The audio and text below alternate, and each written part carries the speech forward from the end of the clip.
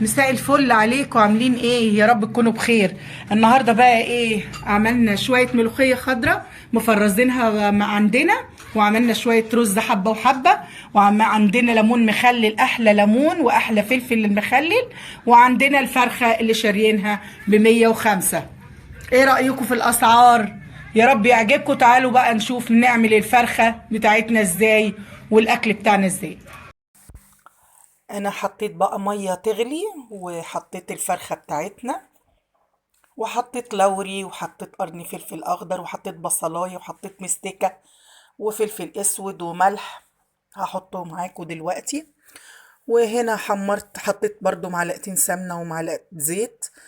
وحمرت الرز اللي هو حبه وحبه.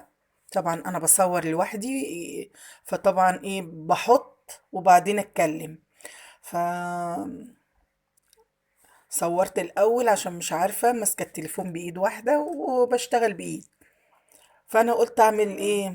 بصراحه قلت اعمل شويه ملوخيه خضراء، واسلق الفرخه واحمرها وشويه رز وخلاص كده، ويوم عدى.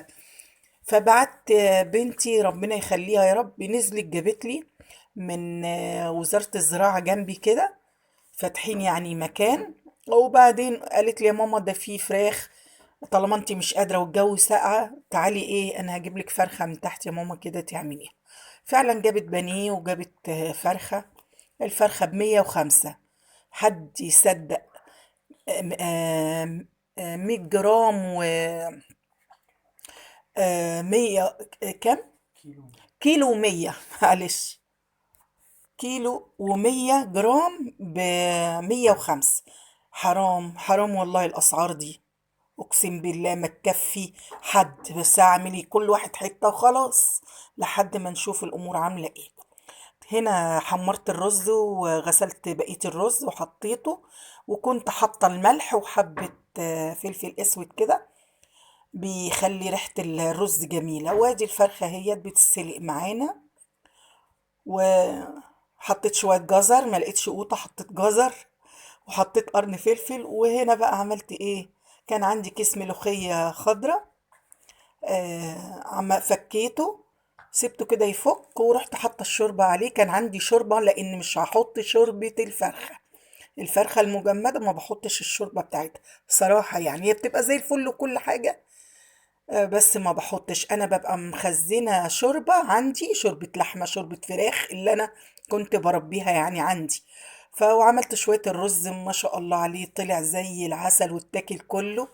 وعملت شويه الملوخيه واتاكلوا كلهم. اللهم صل على النبي. الجو جميل، الجو ساقعه، والملوخيه بقى في الساقعه كده بالعيش والرز، وجنبيه بقى الليمون المخلل تحفه. شايفين الملوخيه؟ انا بقول لكم بصوا خضره جميله ازاي، ودي مخزناها والله من الصيف.